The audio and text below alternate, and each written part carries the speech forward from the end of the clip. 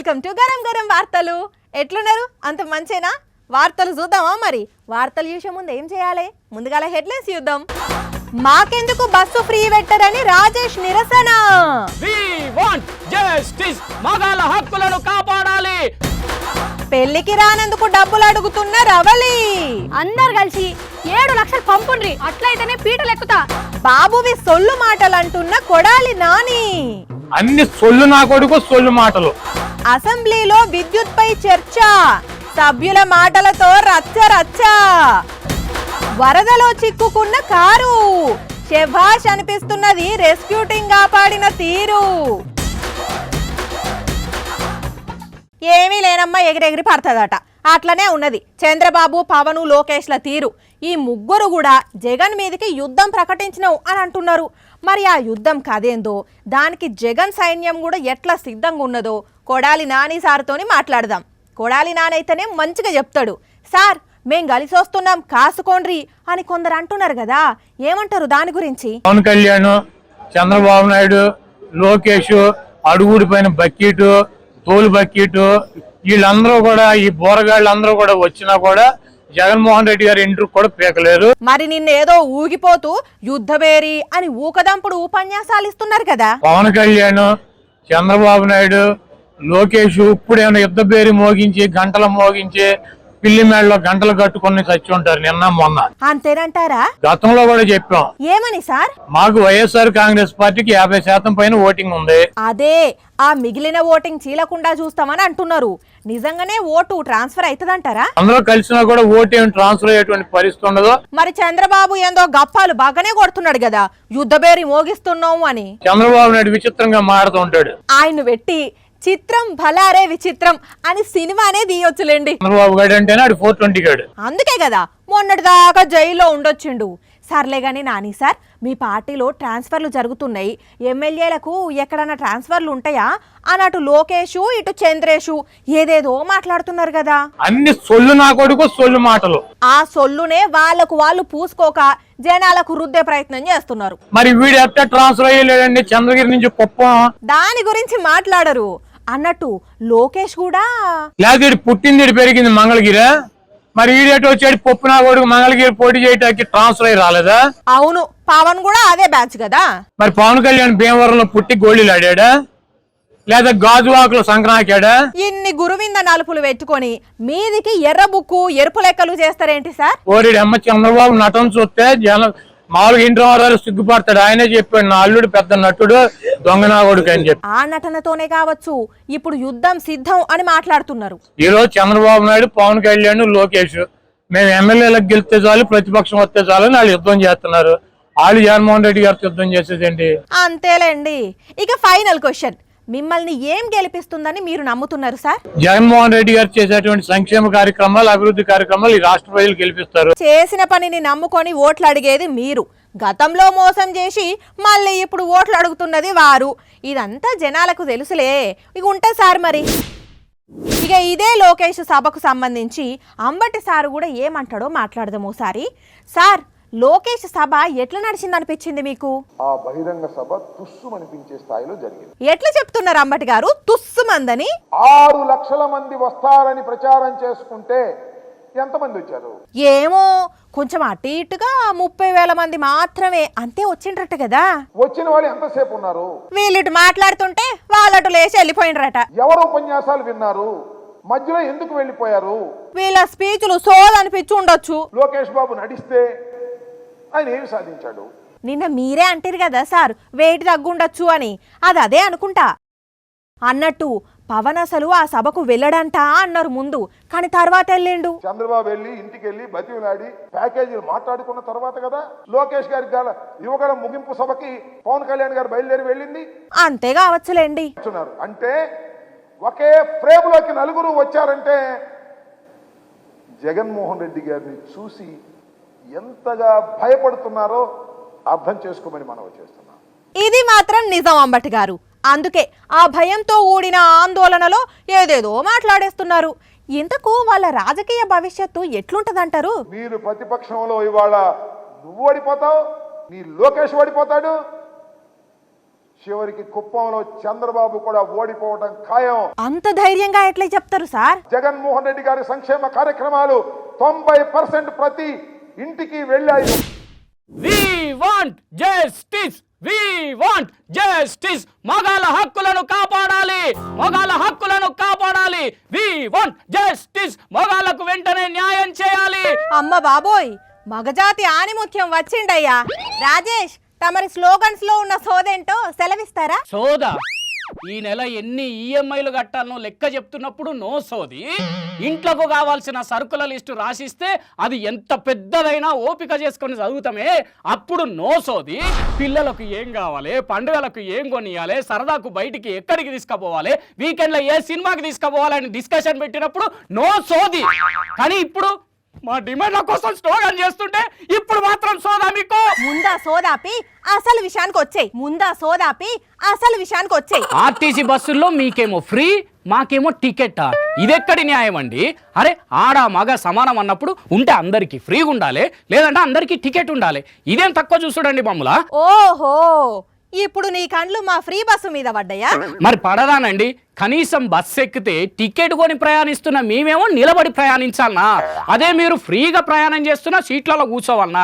ఇదేం పద్ధతి అండి? ఇదేం పద్ధతి? మహిళలకు గౌరవం ఇవ్వాలి కదా. ఆడవాళ్ళని గౌరవించమని మేము అనట్లేదండి. ఇప్పుడు ఆర్టీసీ బస్సులో మా మగాళ్ళకు కూడా గౌరవం ఇవ్వాలి అంటున్నాం. ఇంతకు ముందు స్త్రీలకు కేటాయించిన సీట్లలో వాళ్ళనే కూర్చొనిద్దామని బోర్డు ఉండేది. అట్లా ఇప్పుడు పురుషులకు కేటాయించిన సీట్లలో వారినే కూర్చొనిద్దామని బోర్డు పెట్టాలి, వాళ్ళనే కూర్చొనివ్వాలి అంటే మమ్మల్ని. అట్లెట్లా మారుస్తారు? ఎందుకు మార్చొద్దండి? ఎందుకు మార్చొద్దు? రాష్ట్ర ఖజానాకు వచ్చే మొత్తంలో చాలా వరకు మద్యం మీద నుంచే వస్తున్నది. అప్పుడు అది దాగే మా మగాళ్ళే కదా ఈ రాష్ట్రానికి ఎక్కువ ఆదాయం సమకూరుస్తున్నట్టు. అట్లాంటి మా మగాళ్ళ సొమ్ముతో మీరు వచ్చిన పథకాలు పెడితే వాటిని అనుభవిస్తుంది కాక మా మగాళ్ళకి సీట్లు ఇవ్వరాంటి మీరు. ఇది న్యాయమా? ఇది ధర్మమా? పోయి ఇవాళ మా ఆడోళ్ళ మీద ఏడుస్తున్నావేంది నువ్వు? ఏడుపు కాదండి, బాధ, ఆవేదన. అయినా ఇట్లా అనేది నేను కాదు. ఇగో రాష్ట్రంలో ఉన్న చాలా మంది మా మగజాతి ఆనిముత్యాలు అంటున్నారు. మా భార్య మా పిల్ల కూడా ఉచితంగానే వచ్చిర్రు, బాధలేదు. కానీ మొగోళ్ళని కూడా ఇచ్చేయాలి. 30 సీట్లు ఉన్న దగ్గర 20 సీట్లు ఆడోళ్ళకి కేటాయించండి, 10 సీట్లు మొగోళ్ళకి కేటాయించండి. ఓ దిక్కేమో ఆటో డ్రైవర్లు ఈ పథకాన్ని బంద్ పెట్టాలి అంటున్నారు, ఇంకో దిక్కేమో బస్సుల్లో సీట్లు లేవని ఇట్లా గొడవ చేస్తారా మీరు? చూస్తుంటే మా ఉచిత ప్రయాణాన్ని ఆపేటట్టే ఉన్నారు కదా. అందుకే ఆర్టీసీ బస్సులో మా మగాళ్ళకు గౌరవం ఇవ్వండి. ఆడోళ్ళతో పాటు మా మగాళ్ళకు కూడా సమానంగా సీట్లు కేటాయించండి. అప్పుడు మీ పథకాన్ని మేమెందుకు తప్పు పడతాం మేడం? మేమెందుకు తప్పు పడతాం? ఇగో మా రాజేష్ అంటున్నాడని కాదు కానీ చాలా మంది అన్నలు ఇట్లనే మాట్లాడుతున్నారట. ఏహే ఎక్కడిది, తెలంగాణ రాజకీయాలు మొత్తం హీట్ మీద ఉన్నాయి. మొన్నటిదాకా ఎలక్షన్ ప్రచారం, ఓట్ల లెక్కింపు, సీఎం ప్రమాణ స్వీకారం మీద వార్తలు నడిచినాయా? ఇక ఇప్పుడు అసెంబ్లీల అధికార ప్రతిపక్షం నడుమ మొత్తం దద్దరిల్లిపోతున్నది. నిన్నటికి నిన్న రాష్ట్ర అప్పుల మీద అధికార ప్రతిపక్షం మధ్య మాటల తూటాలు వేలినయా? ఇగో ఇవాళ కరెంట్ అప్పుల మీద విడుదల చేసిన శ్వేతపత్రంలోని ఇంకింత లాడాయి నడిచింది. చలో ఇంకెందుకు ఆలస్యం, ఒక్కసారి అట్లా అసెంబ్లీకి పోయేద్దాం పాండ్రి. ఆత్మ బలిదానంతో వచ్చిన తెలంగాణని అప్పులపాలు చేసి ఈయనంటాడు మన మంత్రి గారు, మాజీ మంత్రి గారు కిరసనాయిల దీపంలో చదువుకున్నంట. ఈ కిరసనాయిల దీపంలో చదువుకున్న మాజీ మంత్రి, కిరాయి ఇంట్లో ఉన్న మాజీ మంత్రి 2014లో ఈ రోజు నాగారం తుంగతుర్తిలో బంగ్లా కట్టి 1000 కోట్లు ఎట్లా సంపాదించిన అధ్యక్ష? 10 సంవత్సరాలుగా వాళ్ళు ఎంత వ్యక్తిగతంగా దాడి చేసినా ఒక్క రోజు కూడా నేను మాట్లాడలేదు. ఇక్కడనే కాదు అధ్యక్ష, బయట మైకుల ముందు కూడా మాట్లాడలేదు. నా జీవితంలో ఎప్పుడు కూడా వ్యక్తిగతంగా గురించి మాట్లాడలేదు అధ్యక్ష. వాళ్ళిద్దరికి అన్నదమ్ములకి అలవాటు మొదటి నుంచి కూడా. అధ్యక్ష నేను కూడా మాట్లాడదు అధ్యక్ష. అవసరాల కొరకు, అధికారం కొరకు, పదవుల కొరకు, పేటెంట్ల కొరకు, కాంట్రాక్ట్ల కొరకు పార్టీలు మారే వీళ్ళ సార్ నాకు మాట్లాడేది. నాది తెలిసిన పుస్తకం నా జీవితం అంతా. ఇప్పుడు వారు మాట్లాడిన మాట, ప్రతి మాట విషయంలో ఎట్టి పరిస్థితుల్లో కూడా సిట్టింగ్ జడ్జితో విచారణ చేయిస్తారా, కమిషన్ వేసి విచారణ చేయిస్తారా, వెంటనే విచారణకు ఆదేశించాలని చెప్పి నేను సభ కోరుతా ఉన్నా అధ్యక్ష. మాజీ మంత్రి జగదీశ్వర్ రెడ్డి గారు ప్రభుత్వానికే సవాల్ విసిరిండ్రు, మీరు విచారణకు ఆదేశించండి, మేము సిద్ధంగా ఉన్నామని. నేను వారిని మనస్ఫూర్తిగా స్వాగతిస్తున్నా.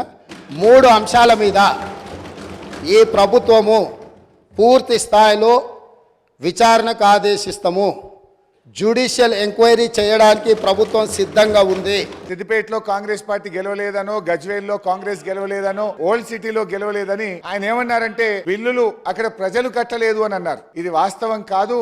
అక్కడ ఏదైనా ఒక లిఫ్ట్ ఇరిగేషన్ ప్రాజెక్టుదో ఒక ఇండస్ట్రియలిస్ట్ ఎవరైనా కట్టకపోతే ఇవాళ మీరు ప్రభుత్వంలో ఉన్నారు కనుక మీరు ఆ బిల్లులు వసూలు చేయండి తప్ప మొత్తం నియోజకవర్గ ప్రజల్ని బదనాం చేసే విధంగా మాట్లాడడం సబబు కాదు అని. వాటర్ ప్రాజెక్టుదా ఇంకేదా ఆ డెఫినేషన్లో పోలేదు. అక్కడ నుంచి బకాయిలు రావాల్సి ఉండే, వారు గౌరవ సమర్థవంతమైన శాసనసభ్యులు బిల్లు కట్టేయాల్సి ఉండే అన్నారు తప్ప దానికి మీరు అంతలో దొంగ బుధాలు అనుకునే అవసరం లేదు. తర్వాత మీరు చెప్తా ఉన్నారు ఇవాళ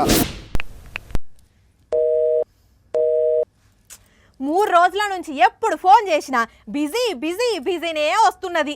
మరి అంతగనం ఏం చేస్తున్నదో, ఎవరితోని మాట్లాడుతున్నదో మా రవలి. ఓ రవలి, ఎక్కడున్నావు? ఏం చేస్తున్నావు?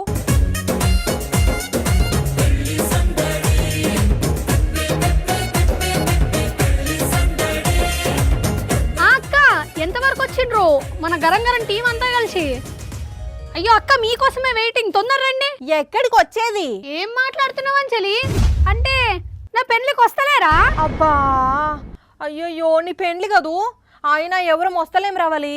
అందరం వస్తే బుల్టెన్ ఎట్లా? మరి అసొంటప్పుడు ఎందుకు వస్తామన్నారు? సాదా సీదాగా పెళ్లి చేసుకునేదాన్ని. మీకోసం పెద్ద ఫంక్షన్ హాల్ మాట్లాడుతుంది, 5 స్టార్ హోటల్లో భోజనాలు రెడీ చేస్తుంది. తీర్థం తాగినంత ఈజీగా తప్పుకుంటున్నారు. అయినా మేము రాకుంటే లగ్గం అవుతుందా రవలి? కళ్యాణం వచ్చినా కక్కొచ్చినా ఆగదు. నువ్వైతే తలోంచి తాళి కట్టించుకో. పెళ్లి లేదు, గిడ్లి లేదు, పెళ్లి పీటలు ఎక్కే ప్రసక్తే లేదు. ఆఫీస్కి వస్తే నా ఇజ్జత్ తీస్తారని మీకోసం అన్ని స్పెషల్ గా ఖర్చు చేసిన. నా పెళ్లికి ఎంత ఖర్చు అయిందో తెలుసా? మీకోసం అంత ఖర్చు పెట్టినా ఇప్పుడు మీరు రానంటే నేను అసలు ఊకోను. నువ్వు 2 లక్షలు, రాజేష్ 2 లక్షలు, రాజ్ కుమార్ 2 లక్షలు, శంకర్ అన్న 1,00,000 రూపాయలు, అందరు కలిసి 7 లక్షలు ఇప్పుడు పంపేయండి. అట్లయితేనే పీటలు ఎక్కుతా. ఇదే ఫైనల్, అంతే. అయ్యో ప్లీజ్ రవలి, సారీ రవలి, ఏం అనుకోకు. రిసెప్షన్ సండే అన్నావు కదా, అదే రోజు వద్దాం అనుకుంటున్నాం. గిఫ్ట్లు కూడా కొన్నాం. నాకు తెలుసు నా పెళ్లికి రావద్దనే మీరు వస్తలేరు. ఇదంతా ఆ రాజ్ కుమార్ కుట్రే. పైసలు పంపుతారా, పెళ్లికి వస్తారా? ఇదేంది రవలి, ఎక్కడైనా ఇట్లుంటదా? తీరిక లేకనే కదా రానిది. మీ అత్తగారోళ్ళు చూస్తే గయ్యాల్ది అనుకుంటారు. పోయి లగ్గం చేసుకోపో. అత్తగారు లేదు, తొక్కగారు లేదు. ఇది అత్తల కాలం కాదు, కోడల కాలం. అవ్వా రవలి ఆగు. ఏందా మాటలు? మేం పెళ్లికి రాకుంటే పెంట చేస్తున్నావు. అయినా ఎవరన్నా పెళ్లికి రానంటే వాళ్ళ కోసం చేసిన ఏర్పాట్లకు ఎక్కడన్నా డబ్బులు అడుగుతారా? లోకంలో ఇది నన్ను ఉన్నదా? నేనేమి తెలుగు తక్కువదాన్ని కాదు. ఆస్ట్రేలియాలో ఉండే ఒక అక్క ఇట్లనే వేసింది. 6 నెలల ముంగట అందరూ పెళ్లికి వస్తాం, మాకు అది కావాలి ఇది కావాలని చెప్పి ఆర్డర్లు పెట్టించారంట.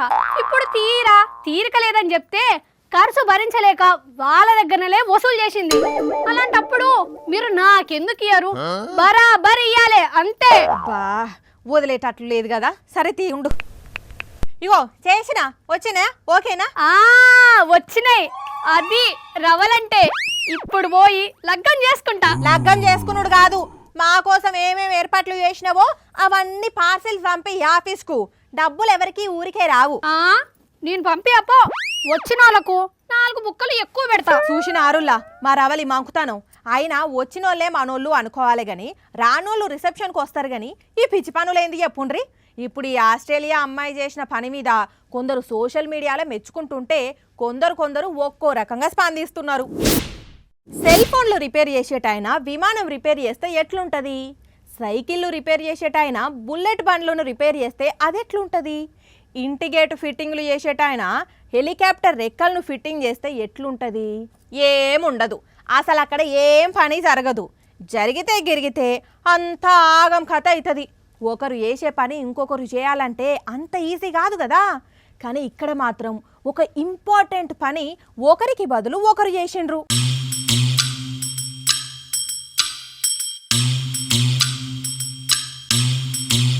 డాక్టర్లు నర్సులు చేసే పనిని స్వీపరమ్మ చేసి ట్రీట్మెంట్ తీసుకున్న చెల్లెమ్మకు చెమటలు పట్టించింది నల్లగొండ జిల్లా నకిరేకల్ గవర్నమెంట్ దవాఖాన్లా. అరే పాపం, డాక్టర్లు నర్సులు లేనట్టుంది. పాపం అవ్వ చేస్తున్నది అంటే పొరపాటే. ఇగో ఈడ దర్జాగా నర్సులు కూసొని సెల్ ఫోన్లో జోకులు చేసుకుంటా అవ్వకు ఆర్డర్ వేస్తే తన పని కాకపోయినా చేసింది. నర్సుల బదులు అవ్వ ట్రీట్మెంట్ చేస్తున్నదని పేషెంట్లు వీడియోలు తీస్తుంటే ఇగో ఈ మాట అనేసరికి భయం బుచ్చుకున్న బుజ్జమ్మ వాళ్ళ నాయన వేరే దవాఖానకు తీసుకుపోయి ట్రీట్మెంట్ చేయించిండట. చెప్పండి మళ్ళీ ఎడికి పోయిండ్రు? ప్రైవేట్ హాస్పిటల్ తీసుకుపోయి వైద్యం చేయించు. మీరు పని చేయక స్వీపర్తో ఎందుకు పని చేస్తున్నారంటే ఏమన్నారు స్వామి? మరి అడిగితే వాళ్ళు సరైన సమాధానం లేదు. కథ సల్లగుండా చూసినారుల్లా ఇదట జరిగింది. మరి ముచ్చట మీద సూపరింటెండెంట్ ఏం సమాధానం చెప్పుతారో. కొత్తగా వచ్చిన ఆరోగ్య శాఖ మంత్రి దామోదర సారు ఎసొంటి చర్యలు తీసుకుంటాడో గాని ఈ ట్రీట్మెంట్ చూసిన జనాలు నాగిరేకల్ గవర్నమెంట్ దవాఖానంటేనే గజ్జున వణికిపోతున్నారు. కారు స్టార్ట్ కాకపోతే డక్కా కొట్టేతందుకు ఓ ఇద్దరు నెట్టుతుంటారు. అట్లనే కారు దిగబడ్డా కూడా నెట్టుతుంటారు. ఇట్లా కారనే కాదు, ఏ వెహికల్నైనా అవసరం వచ్చిందంటే నెట్టాల్సిందే. కానీ అదేందో విచిత్రంగా ఇక్కడో దగ్గర ఒక్క కారును ఎంతమంది నెట్టుతున్నారో చూస్తే షాక్ అవుతారు. మరెందుకు అంతమంది చేయాల్సి వచ్చింది అంటే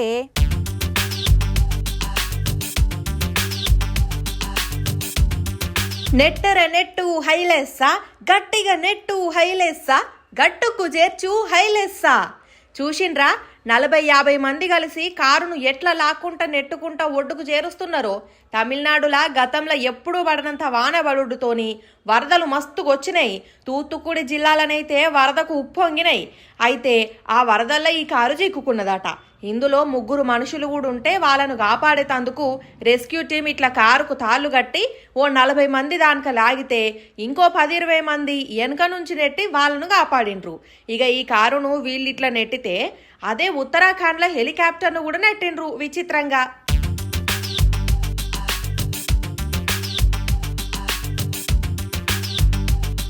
ఓర్ని ఇదేమన్నా కారు అనుకుంటున్నారా, బస్ అనుకుంటున్నారా? హెలికాప్టర్ను అట్లా నెట్టుతున్నారేంది అంటే దాని ముందు టైర్ మట్టిలో దిగబడ్డదట. అందుకే పోలీసులు అంతా కలిసి ఇట్లా వెనక్కి నెట్టిండ్రు. అన్నట్టు ఇది ఆ రాష్ట్ర సీఎం పుష్కర్ సింగ్ సారు ప్రయాణించాల్సిన హెలికాప్టర్ అట. ఇప్పుడు ఈ 2 వీడియోలు కూడా సోషల్ మీడియాలకు వచ్చేటాలకు వీటిని నెట్టినట్టే ఈ వీడియోలను కూడా షేర్ల రూపంలో గట్టిగానే నెడుతుండేసరికి మస్తు వైరల్ అవుతున్నాయి. తెలంగాణలో అమ్మలక్కలకు ఫ్రీ ప్రయాణం పెట్టేసరికి బస్సు కనబడితే చాలు ఊరికి ఎక్కుతున్నారు. ఏ చిన్న పనున్నా బస్సులలోనే పోయి వస్తున్నారు. అట్లని మన అన్నలు ఏమన్నా ఉత్తిగానే ఉంటున్నారా అంటే అదేం లేదు. వీళ్ళు కూడా వాళ్ళతోని పోటీ పడి బస్సు ఎక్కుతున్నారు. కారణం సీటు దొరుకుతుందో దొరకదేమోననే బెంగ కదా. అయితే ఈ ముచ్చట ఇటు పక్కన పెడితే ఇటు చూడుండ్రి.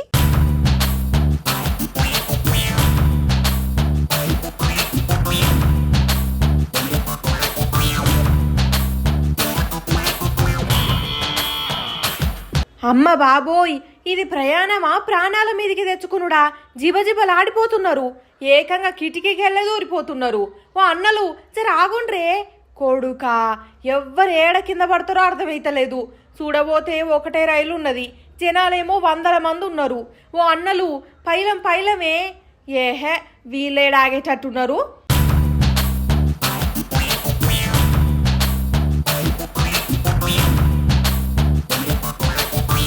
తెలంగాణలో ఆర్టీసీ బస్సులలో ప్రయాణం ఫ్రీ చేసినట్టు రైళ్లలో కూడా ఏమన్నా ఫ్రీగా చేసిండ్రా ఏంది? గింతగానం జనం ఎగబడుతున్నారు అంటే అదేం లేదు. మరి ఎందుకు ఇంతగానం పబ్లిక్ జమ అయిండ్రు? ప్రయాణికులు ఎక్కువైతున్నారట. కానీ రైళ్ళు అందుకు అనుగుణంగా నడపకపోయేసరికి ఇంతగానం జనాలు మోపైతున్నారట. బీహార్ రాష్ట్రం దానాపూర్ రైల్వే స్టేషన్ల ముచ్చటిది. అన్నట్టు ఈ గోసంతా ఇవాళ ఒక్కరోజే అనుకుంటే పొరపాటేనట. చాలా రోజుల నుంచి అవుతున్నా లైట్ తీసుకుండేసరికి పబ్లిక్ ప్రాణాల మీదకి తెచ్చుకొని ప్రయాణం చేయాల్సి వస్తున్నది. అసలు విషయం ఏంటంటే ఇక్కడ ఇంత జరిగి జనాలు ఇంత కష్టపడుతున్నా ఒక్క పోలీస్ లేడు, ఒక్క ఆఫీసర్ లేడు. ఈ ప్రయాణాలు చేయంగా జనాలకు మామూలు కష్టాలు రావట్లేదు. పోండ్రి ఓ అన్నలు అమలక్కలు, మీరైతే ఇట్లా కష్టపడి ప్రయాణాలు చేయకుండ్రి సరేనా? బతుకుంటే బల్సాకు తినైనా బతుకొచ్చు. ఇట్లా ప్రయాణం చేస్తే ఊపిరి మెసలకుంటా ఆగం కథ అయినా అవుతుంది. ఏమంటున్నావు?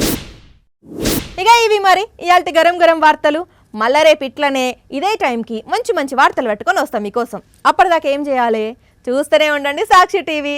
గుర్తున్నది కదా మన టైం, రాత్రి 8:30కి, మళ్ళీ పొద్దున 8:30కి. ఉంటాం మరి.